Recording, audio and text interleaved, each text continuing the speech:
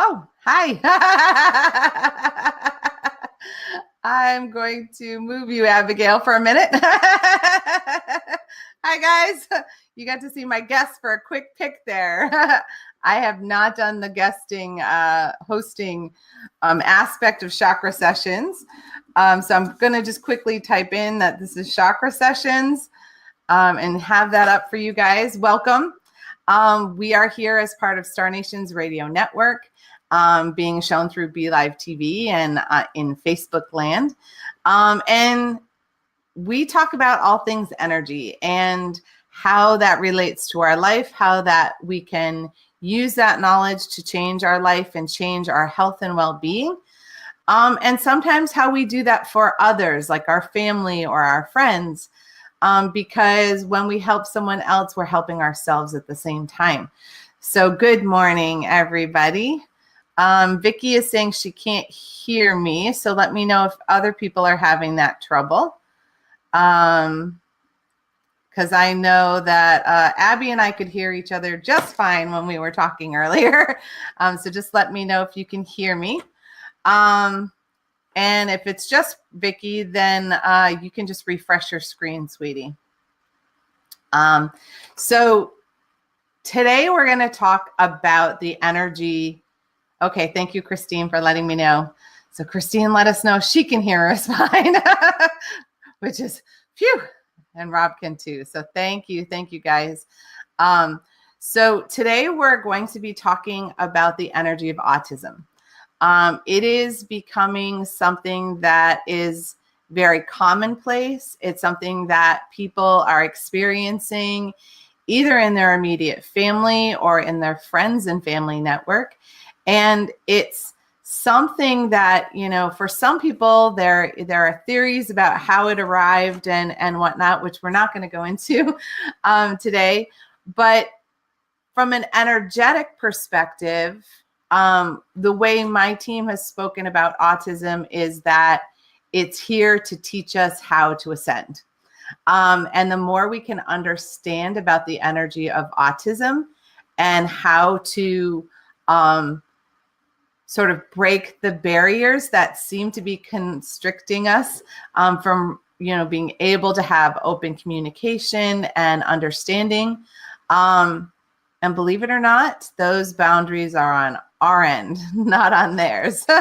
So this is a conversation today about the energy of that and how do we learn to shift our own energy so that we are able to not only break down any barriers, but we're able to help people who need a little more stable boundaries to help them maneuver this very harsh planet. So Rob asked a really cool question right off the bat, of course.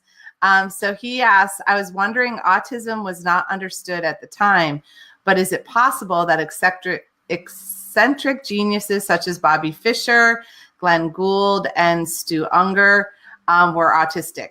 I would bet donuts to dollars. And if you could see Abby, she's nodding. She's nodding. When I bring her up, she'll be like, oh, yeah.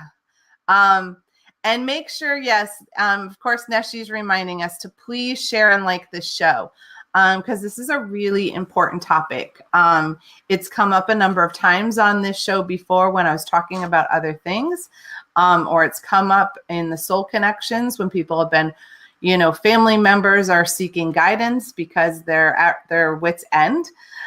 So please help us out because it is an important topic. And, you know, once it's recorded, people can listen to it and connect to it at their leisure. And who knows, this may not be a one-time show because like we said, it is a big topic. So to help me out, I'm bringing on a guest today. So my guest is Abigail Rivard. She's a graduate of the Trinity School of Mystical Energy Healing. So she is a multi-dimensional quantum practitioner. And as well, she has her bachelor's degree in psychology. She specializes in working with children, teens, and adults who are on the spectrum, as well as helping their families with strategies and coping mechanisms and energy healing to help them maneuver the difficulties that autism can create in your family life structure. So I'm going to welcome her to the show and hopefully get her up to the broadcast without too much difficulty. But, you know, I should have practiced and, well, we didn't. So let's see. Let's see if we can do this. Let's bring Abigail up. There she is. Hi. Hey. Hi, Abby. So welcome to the show. Thanks. Yeah. Thanks for being here. Thank you. So tell people a little bit about what you brought to working with autism, why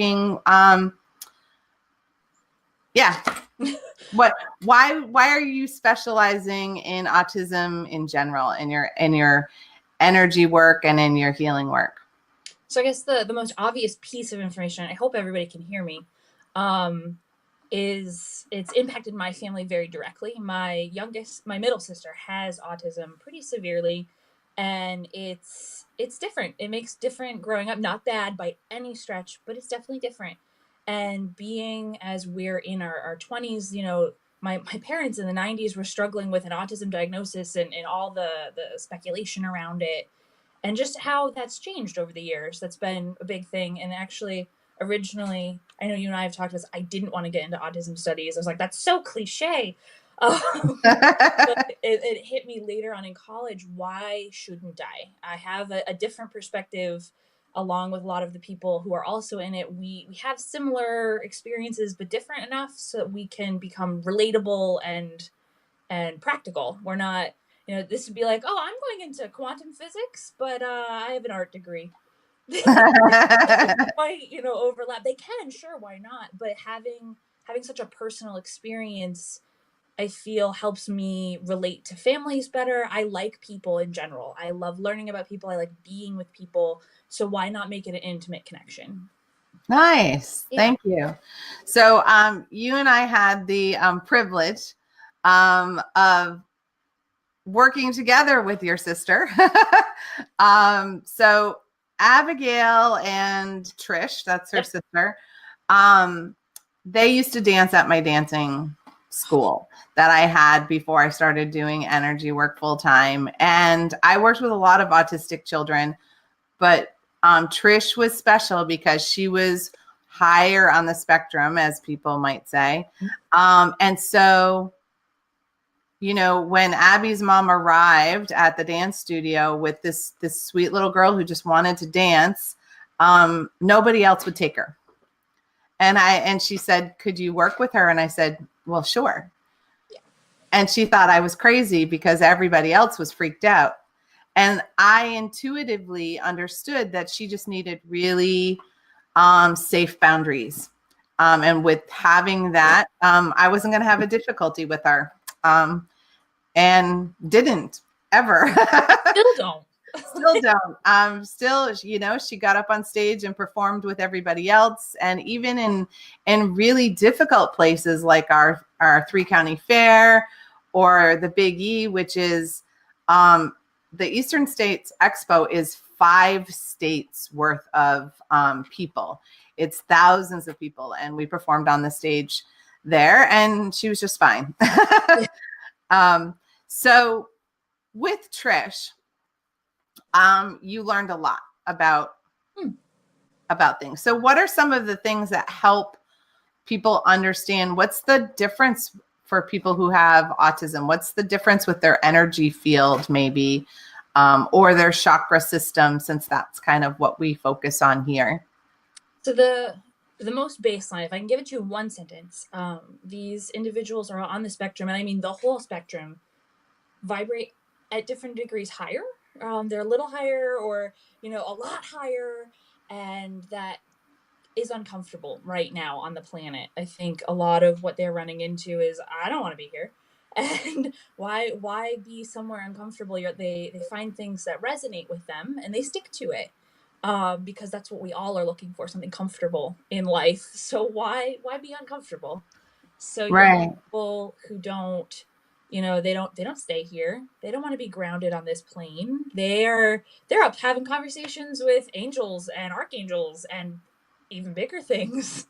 Why come back here? It's uncomfortable. That's one of the big ones. Initially too, a lot of them run on instead of a 7 chakra system, they have 9 or more. Which again is also uncomfortable in our current situation. You've talked about that in previous posts. Yeah. We're expanding, and some of them have already done it. And so why hang out? It's hanging out with people that don't fit you anymore. Yes. Yeah. Yeah. The way my team explained it is they're coming in with the chakras already on, that we are down here in our awakening trying to open up. Yeah. And so it's almost like culture shock. That's a great way of it. You're like, what am I doing in this weird space? But also, you mentioned something which is I found really prevalent, is that because they're vibrating at a higher frequency, they're closer energetically to like the spiritual realms. Yep. And because of that, it's literally painful to be down here in even just the mental realm, let alone the emotional or physical. So sometimes they have a hard time knowing where they are, whether they're physically here on the earth plane or they're experiencing energy in the 4th or 5th or higher dimensions. We see that a lot. It's called vestibular stimulation. It's things like trying, and we were working on this last night actually. A frequency of behavior in people with autism, you know, head banging, especially in young kids. They throw themselves downstairs. They run into walls. A lot of really heavy body stimulation to try and figure out, where am I in this 3-dimensional world or more. Because they're sliding around and they're just trying to, it's an input, it's a stimulus, and that can be very comforting to be like, oh, I'm right here, but now that stimulus is gone, where am I now? Okay. And then it's the constant reconfiguration of trying to figure out where you are. So that's a great point. It's where we can overlap the 2 languages, the aesthetic and the science that we know. Yes, I always like to think of you as a psycho-spiritual connection, because you have the lingo of the psychologist, but you get the energy that's working with autism. Yeah. In particular. So when we're talking about sliding dimensionally, you know, people with autism aren't the only ones who do that. No. Anybody who's working on awakening their path can have that. People may think of it as astro projecting, or they'll have moments where they space out and don't understand, you know, where they were for a moment there. But understanding with autism, they don't necessarily have the awareness that they've done the space out. Yep. Because it may actually be spacing out to be here, you know, which may be hard for our little ego bodies to understand.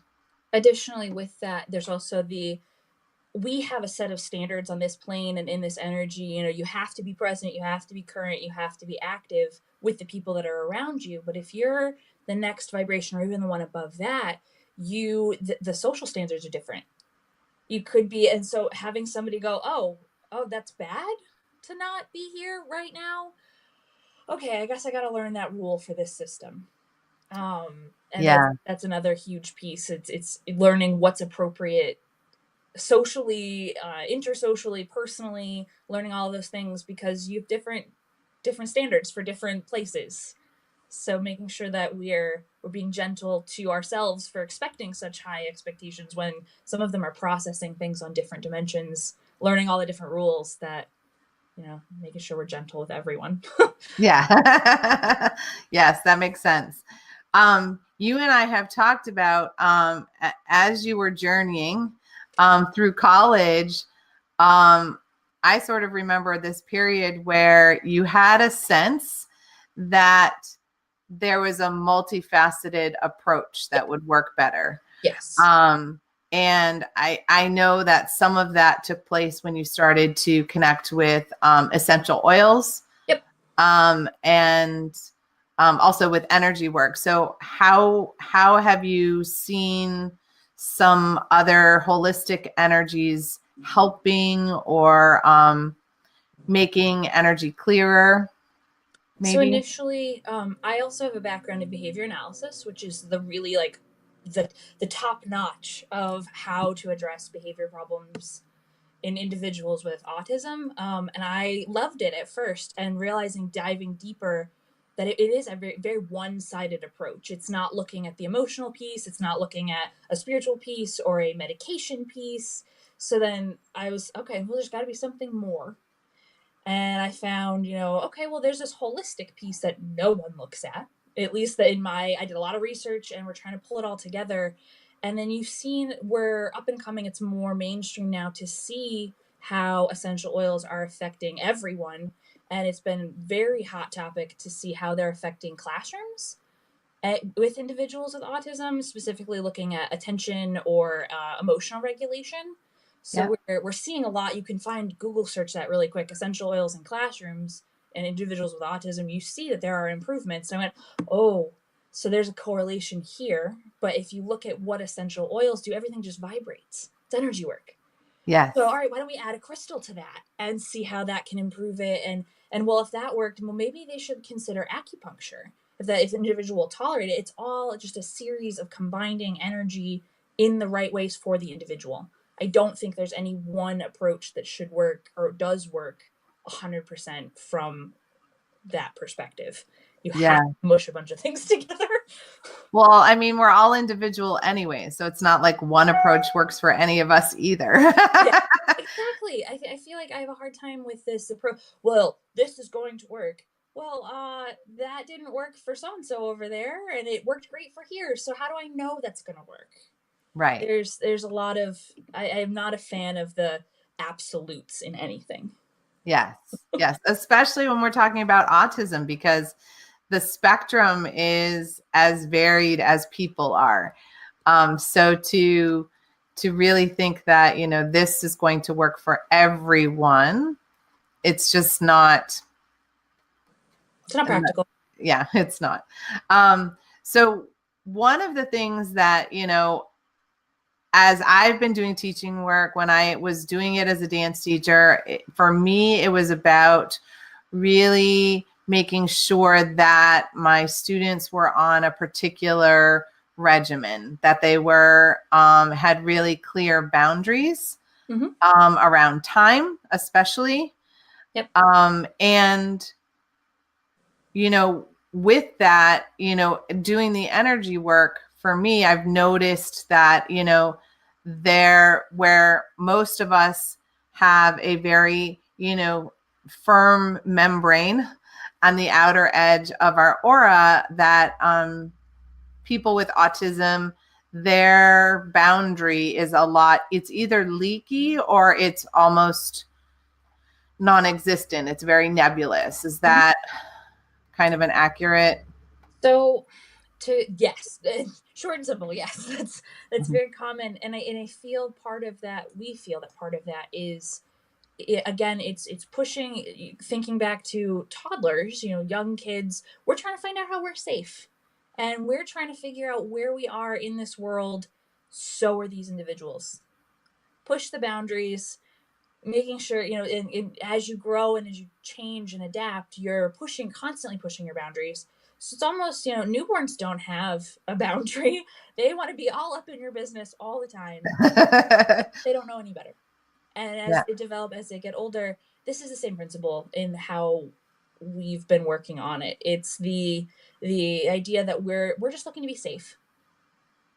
And having these leaky pieces is part of our journey in the autism energy. It's how do we get the things we're still looking for? And Right. how do we get there? Well, we got to push some buttons. and not by any stretch to belittle the parenting experience. I have a sibling perspective, and that's one thing. Being a parent to an individual with autism, you love them unconditionally, just like you would any of your children. It's still an exhausting process. There's still trials and tribulations and difficulties. I don't want to belittle any parents who are watching here. This isn't just a toddler in a 14-year-old body. This is someone just looking for some form of security. Yeah. And it's not easy. It can be. No. Sure, moments can be easy, but there are moments that are going to make you go, what on earth am I doing? So please be clear, I don't want to dilute anyone's experience. I'm not saying this is a cakewalk. No. And I think that's why this has come up a number of times on my show, either one of my shows, where it's a parent who, or a sibling, where they're like at their limit. Yeah. So what can you offer in terms of, how do people who are caretakers for people with autism, how can they maintain their own boundaries, their own self-care, their own health when they have such a challenging environment and job to be doing? So this is something I think we're all still learning as a planet. Self-care is so prevalent right now. How to do it, and here's the perfect formula for self-care, doesn't exist. Your own recipe and finding it is really important. I think the overarching feel is ask for help. Something I'm learning right now as a new parent. Asking for help is huge, and making sure that you're filling from your own cup. And that sounds so cliche, and I want to put an overarching blanket statement to it. I want to say, oh, if you do this, this, and this, you'll be all right. And yeah. It's very individual, is the very clear, work with people, talk to people, find your communities, build them, and together you can kind of make things work for you. To also maintain your boundaries is just being clear with yourself. Even, I need to be in bed by 10 o'clock.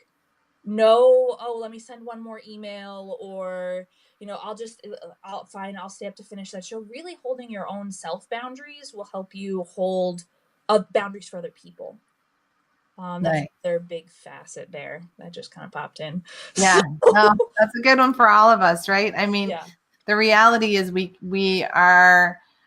we're struggling, like you said, we're struggling with this as a planet. Yeah. We're struggling to really connect to, how do I find me? How am I authentic in myself? And to do that, we need the boundaries of, this is what's okay for me. This is what I need. And this is what I'm willing to share and what I'm willing to give. But, having dealt with parents with children with autism, there are times where you've run yourself thin. And we all know that experience, whether we work with families with autism or not. We know when we've been at work and we've burnt the candle at both ends and in the middle, as Neshi has said to me before. And it's even more, I almost want to say it's like when you're caretaking, whether you're caretaking someone with autism, you're caretaking an elder, you're caretaking a toddler. If you are in the caretaking role, it almost doesn't matter what role it is, but how are you replenishing? Yeah.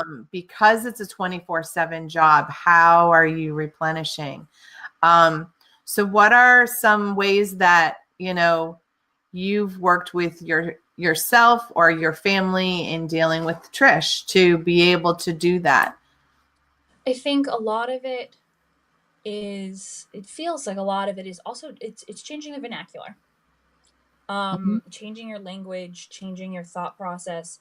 I used to get a lot of, oh, my sister, oh yeah, my sister's on the spectrum. I'm so sorry, was the response that someone would get. I was totally shocked in college and actually called my professor on it. I'm so sorry. Why? Yeah. Why? Like, there are so many fantastic things in the individual that make up so much more of the individual. I guess it's the first piece. There's so much to learn and be taught and experience, and being grateful for that is a huge piece. Another thing that I applied more to my work that we recently more discovered was, it's not what's wrong with you, it's what's happened to you. And especially changing this thought process, you go, oh, okay, so they're having, we're having a meltdown right now because we're overstimulated and tired and hot. Huh, yep, I would be too. And taking this to everyone, very specifically this population, is very helpful. But having to, it's changing. You don't deal with them, you work with them. Thank you. I like that. It's one of those things I'm starting to get better at. The hey, you don't deal with them. Dealing with someone is dealing with the RMV. I work with someone. They're a human being. There's still there's a lot there, and so that helps a lot, at least in the heart region. It takes that weight off, shifting this is a bad experience, this is a negative, even just in our words, to okay, I get to go hang out, or we're gonna work through this. So have you found one of the things that as we were talking about essential oils earlier, using some of the channeled blends, I know has helped some people, at least on the lower end of the spectrum, on the grounding blend in particular, because it's so hard for them to find ground and focus, because that allows them to feel present. Anybody, it works with people with ADHD and all of that as well. It helps anybody to feel present in their physical body. Are there any techniques that you've come across that help with people on the spectrum to ground or to focus? Because we're having trouble with that as a planet, let alone people who are already, born with difficulty in that. So yes, I think coming forward, the most fun one I've found so far is actually bringing attention to the physical body. It's been the easiest one. All right, so where are your feet right now? And this is for anyone. I did this in classrooms with students. I've done this, with people one-on-one, and it's, where are your feet right now? Where are your knees? Finding all the main interaction points, and they're right here, and they're right here, and they're right here. And when you finally get to the top, okay, so now we're going to push everything down. So it's kind of like a really quick walk through meditation of like, okay, where is my physical body? And then when you get into the body, you can address what emotionally is going on. Is it anger or frustration or tired? You can look at and then wiggle as you go through. Using essential oils. I loved balance on the inner part of the ankles, where there's like a bony knob there. There's like a squishy spot. You put some there, the top of the head. It's a doTERRA exclusive. And it smells really good. And it's got some really insane response times to just seeing people being like, oh, I'm here. Yes. So those are two of my favorite, like, quick ones. Yeah, those are great. Yeah. I remember I had the privilege of doing a chakra dance class with you and your sister, Trish. And it was, not only was it amazing, when you do a chakra dance class, you place an essential oil on the body that helps bring a particular chakra into balance. And you usually start at the root chakra and work your way up. And as you're doing that, you're moving around. You don't have to dance. You just need to kind of like give your body space to move.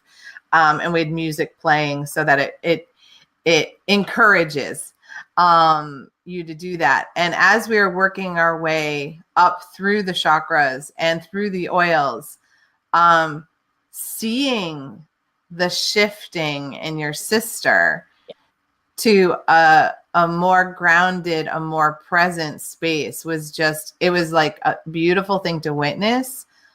And the fact that when we were done, she said something like, that's all that weight gone. Yes. Being very sassy and Trish.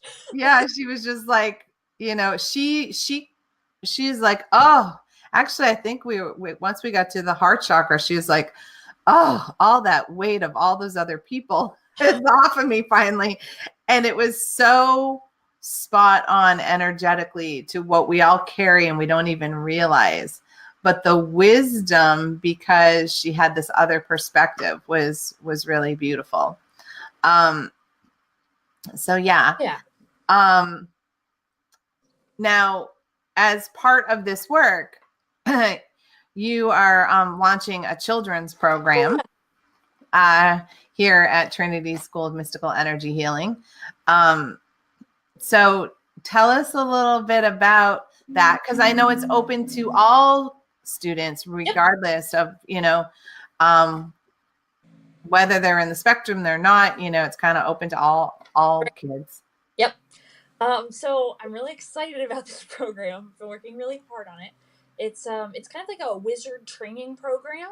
The classes have fun names. Defense Against the Dark Arts, for example, is an empathy and intuition training lesson.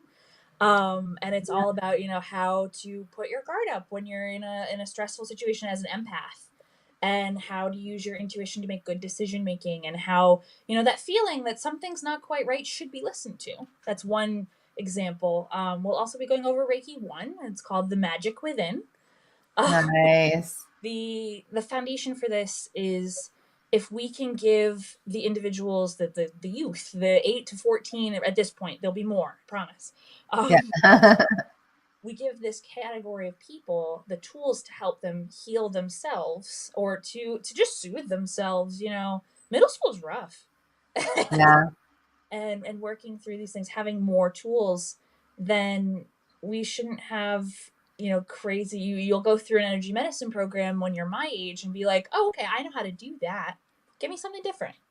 And we can grow as an energetic field and as a planet.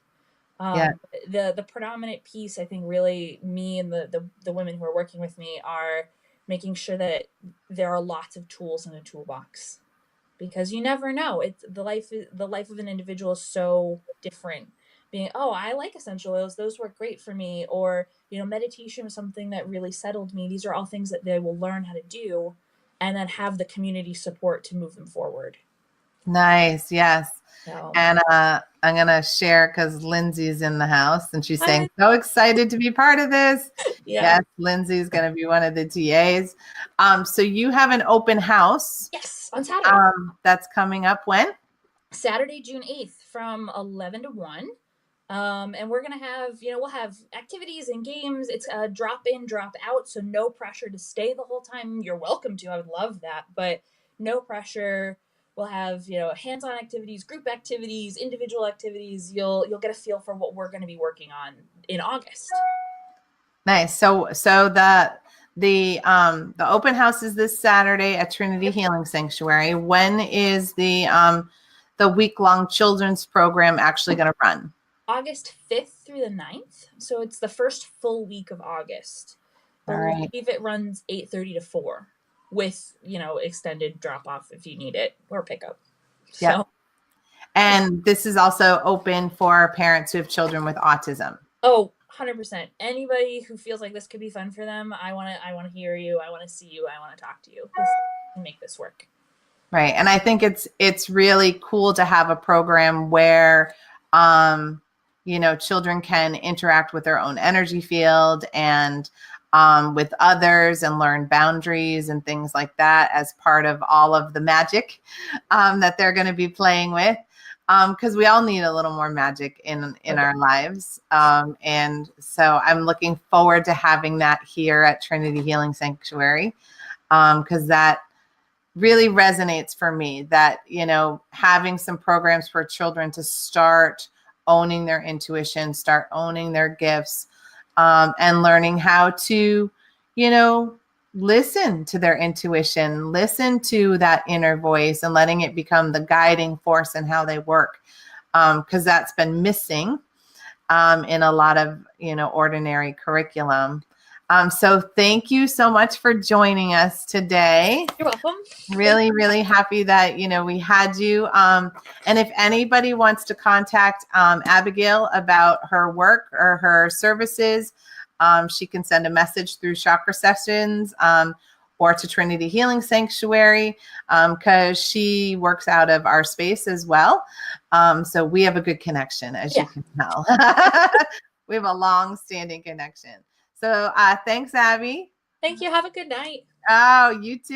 And we'll talk soon. Yep. Bye. Bye. All right. So I, noticed how frequently the question of autism came up, or ADHD within adults, and with, having children or family members, because, as we were talking, we have certain expectations. But what my team has been saying all along is that the people who are here on the planet with what we would call autism, as if it were something wrong, actually is something way right, because they're already holding the chakra system of the expanding energy, and they're already in tune to multiple frequencies and multiple vibrations. But because most of us haven't caught up to that, we don't know how to interact. And so we're expecting them to fit in a container that doesn't work, right? And how many of us have been put in a container by our parents, by our teachers, by society that didn't fit us, that we're pushing up against right now, because it's part of our soul's evolution at this time. So my team was pretty clear that we are going to do a meditation. I didn't really know what it was going to be like, because if I know too much, generally I get in my head. So my team sort of surprises me. And thank goodness Abigail can work with that parameter as well. So we're going to do a grounding meditation, because this subject, because we've been going up and back and forth in frequency, we may be feeling a little ungrounded, even if we were grounded before this talk happened, because part of what we need to experience as a society is what that feels like. And how many of you in the past few months have been having trouble grounding? Because I've heard that over and over. And that's because we are slowly transitioning to a place that a lot of people on the spectrum have been holding all along. And it's why, even with the channeled remedies that I do, our grounding blend had to change recently. It actually shifted a few months ago because it wasn't going to work for people who were going through the expansion of their energy system. It works for a very small amount, but now it works on a much bigger vibrational frequency and through more than just the third dimension, which was a big, big shift for us. So I'm going to make some clearing noises as we do the grounding, and we're going to experience what the outer edge of our energy field feels like, where it ends or where it goes, because when we can know who we are and where we are, we feel safe. And as we're going through this, you can have an awareness of people around you who do not have that luxury of knowing where they are without actually doing so in a very physical way. So let's take a couple of deep breaths. Yeah. And really begin to feel our physical body. Feel our feet. If you need to wiggle your toes, just really feel how they're connected to your body and your ankles. Yeah. Feel your calf muscles and your shin bones, your knees. Yeah. And feel the weight of your thighs, your hamstrings, as they connect to whatever surface you may be sitting on, or how they're flexing and stretching as you're standing or laying down. Yeah. And can you allow those muscles to relax? Allow breath and air to move into those spaces. Yeah. And what about your hips and your pelvis? The bones there, the weight of them, the way they surround and protect your organs.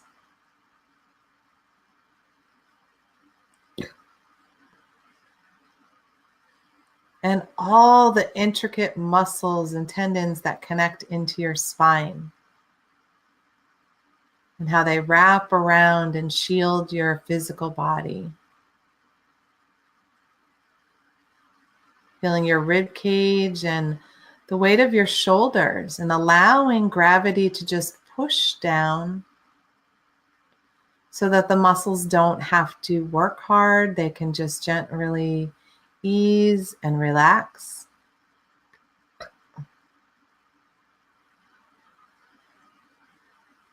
And feel the muscles in your arms relax. You can tighten them and then relax them if need be.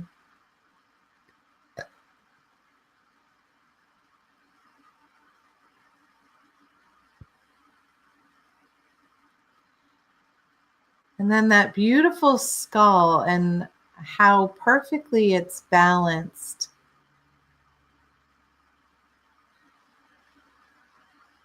Yeah. And just inviting the divine energy to really come in and connect with you and through you.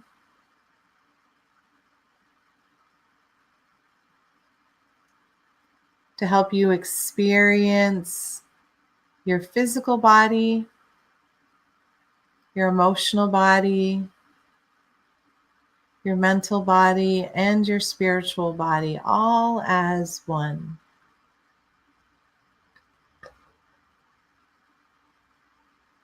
And as always, we set the intention that this meditation is for the good of all and harm to none, including ourselves.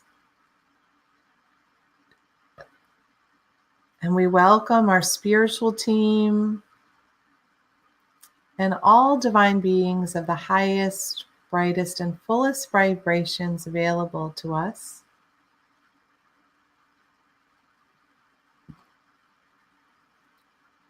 Now just take a moment to experience your chakras. And let's just start with the 7 first. So the first chakra at your tailbone. The second chakra beneath your belly button.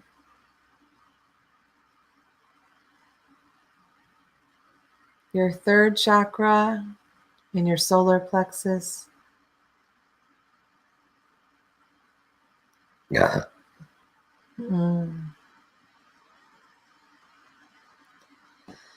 Your fourth chakra in your heart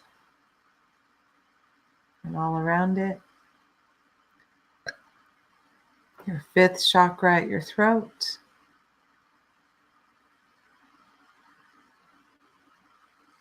Your sixth chakra in your third eye. And your seventh chakra gently above your head.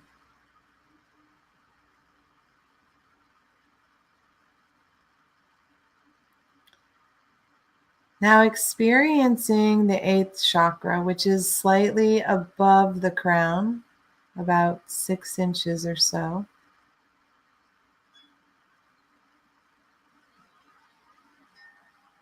I experience that as the root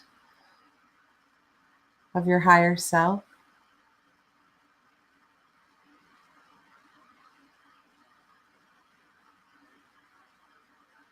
when you're connected to that, notice the difference in your ability to be grounded, the difference in how your muscles feel.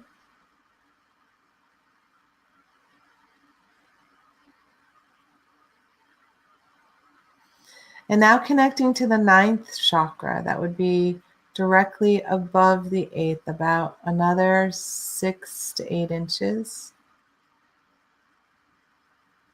So about 1.5 feet or so from the crown. And that one can be harder to reach.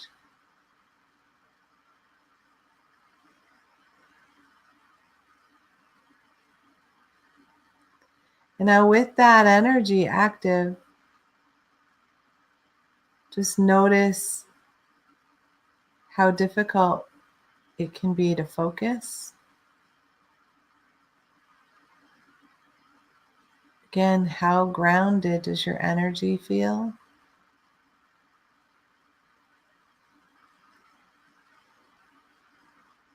And we're going to invite our energy, our aura, to expand out to its natural boundary, our personal bubble.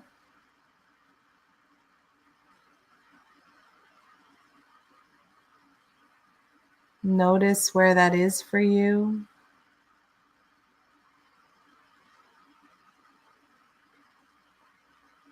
Whether that's the physical boundary to your aura,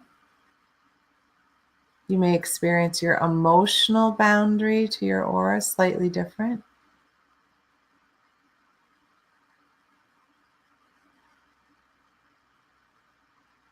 Or the mental boundary to your aura.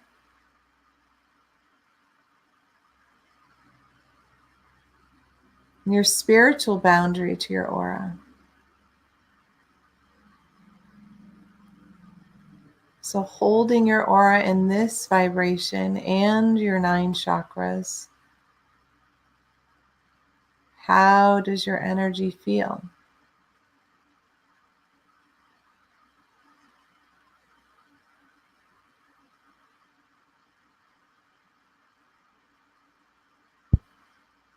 We're going to gently guide you to stretch into the 4th dimension.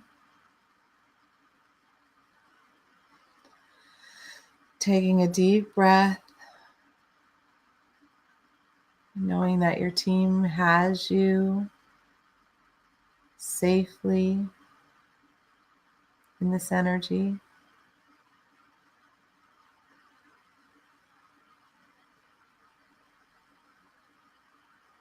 And taking a gentle breath into the 5th dimension, energetically, just to have a taste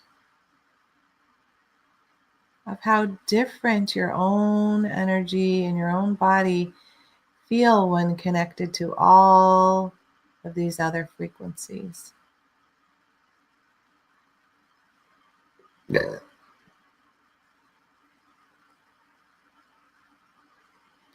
And now gently coming back into the 4th dimension,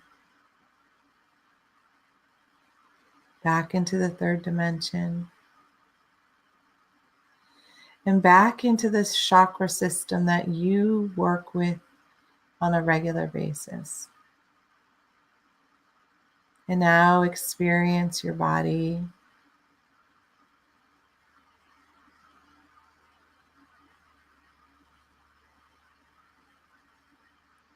And just take a couple of deep breaths and feel the weight of your bones and your muscles.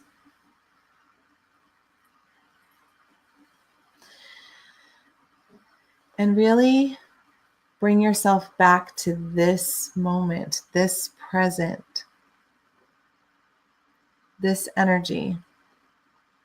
Notice, is it easy? Is it difficult? Did you travel? Did you stretch? Now, we had an opportunity to to expand our energy in a controlled way. We were guided, we were gentle, and it was to experience what can happen in each and every breath. Imagine the feeling of being stretched like a rubber band, or the yo-yo of going up and down. And you know, I loved when, Abigail said, that, we work with them. We work with people who have autism. We work with people who are different than us every single minute of every day, because none of us are exactly the same. But when we can expand our heart into empathy, then in that empathetic state, we can use our knowledge to help us understand and create strategies, because is the person stuck in the chair the problem, or is the person who's the yo-yo the problem? And isn't it just a matter of perspective? Because imagine a planet filled with people who are autistic, and then there are these people who have these, stuck energy symptoms that are very problematic. How do you get them to stop being stuck in one space so that they can morph and adapt? So really, it's a matter of perspective, and energy is about flow. And when we hear, on the physical plane, we have a lot of energy around control. And so it helps us to feel in control when we can ground ourselves. But it's also us taking charge of our own energy and our own circumstance and our own realm, basically, that we can all be ourselves in the energy and learn to interact with each other in a loving, empathetic way.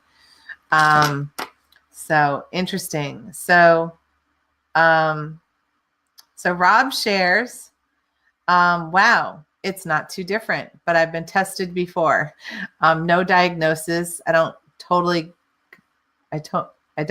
got the mold, but I'm definitely a different breed of cat. Yes, I get that. And Cindy Lynn shares, my youngest son is autistic and my nephew. Yes. So, I hope this has been a little bit helpful.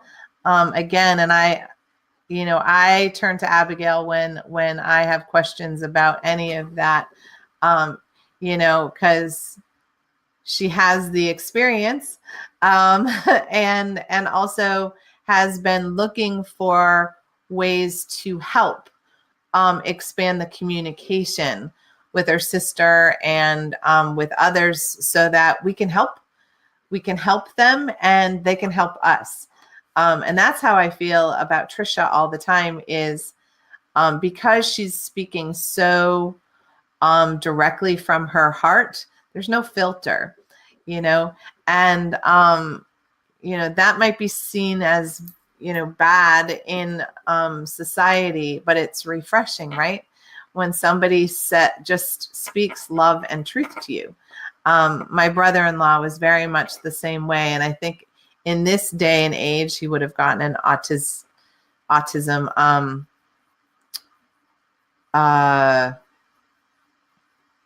wow, I can't even think of what that's called. Diagnosis. I'm like, I don't know that we need to be diagnosed, but so Roberta says, Bobby says, wow, never had the feeling of nausea while in meditation. I know, right? It's like getting car sick. It really is. The fourth and the fifth dimension is intense. Yeah, we, people think it's all, unicorns and butterflies. But when you're in a denser energy, your lower three chakras, especially that third chakra, it causes a lot of nausea. So I'm sorry about that. But what are the colors associated with the higher two chakras? Good question. Difficult one to answer. When it's above your body, so when it's above your head, they take on variations of the pastel colors because they have a lot of the white light running through them. As part of the ascension process, the eighth and the ninth chakra aren't above the head. They're integrated into the body. The whole point is to have all these chakras online, but actually learn how to integrate them in the body so they're not pulling you out and ungrounding you. So when they're physically in your body, they have a terracotta color is what the eighth chakra looks like. And if it's in your body, the ninth chakra is very intense white, I guess is the best way, because that's your soul point. That ninth chakra is actually the kind of like the belly button of your soul and where the chakra system is meant to be when you're talking about yourself now, your higher self, and your oversoul. A little bit difficult to understand. But that's part of what I teach at my school is the 22 chakra system and learning how to not only hold all of that energy, but learning how to integrate it so that you aren't nauseous and that you are able to sort of expand and contract at your own will so that you can control it so it doesn't control you. Because that's the difficulty with people who have autism. The energy is controlling them at times. And so that's why setting a lot of boundaries for them can be really helpful so they feel like they have some control over their energy, especially in this part of this dimension. Cindy Lynn says her son 13 now still likes to make cat sounds in a way of affection. Oh, absolutely. I love that. That hits my heart spot, and I was wondering, for those of you, my team came up with the topic last week, right after the last show, because the autism had been brought up and it was like, wow, that should be a whole show. And then all of a sudden, Facebook blew up with America's Got Talent, Cody Lee, who's blind with autism.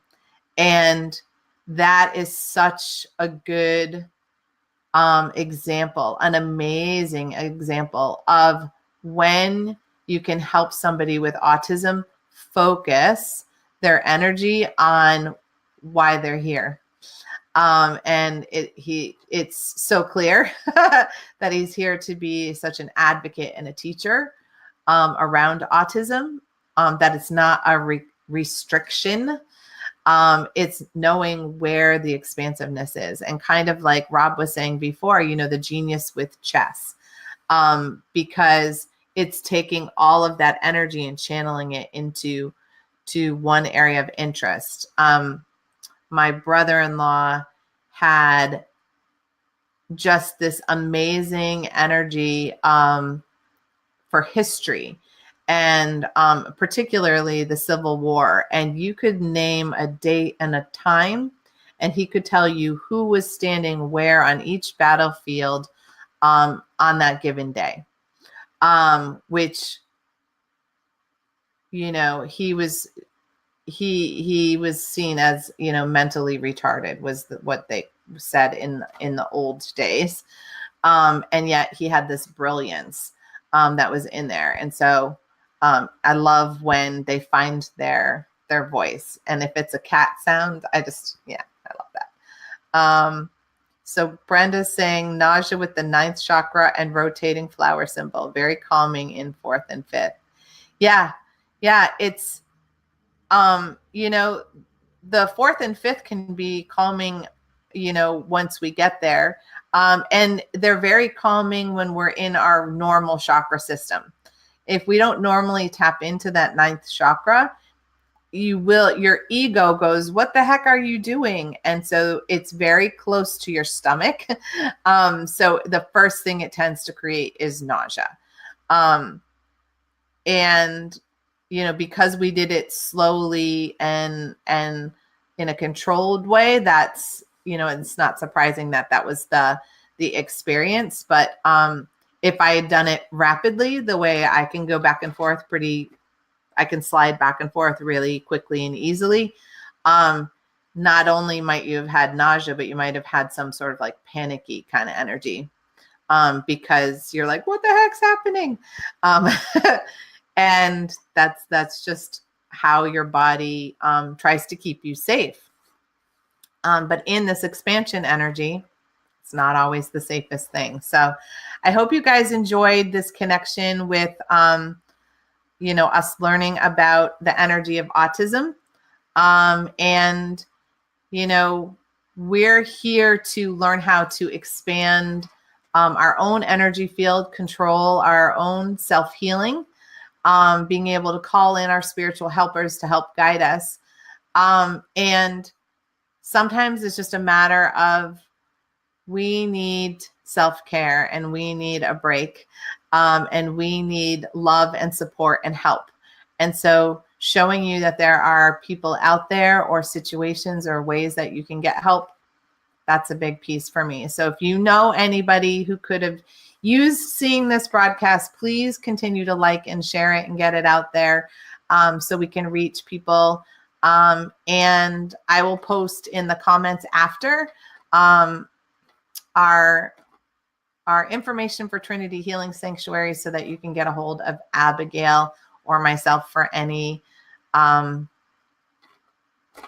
extra assistance. So with that, you guys have a great rest of your day. I hope to see you tomorrow on Soul Connections at 7, where I do messages, divine channeled messages through card draws and meditation for healing and clearing just for you. And then tonight, Neshi's show, Communications from Home, is tonight at 8 o'clock. And I look forward to seeing that. And have a great rest of your week. Guys, see you next time. Bye.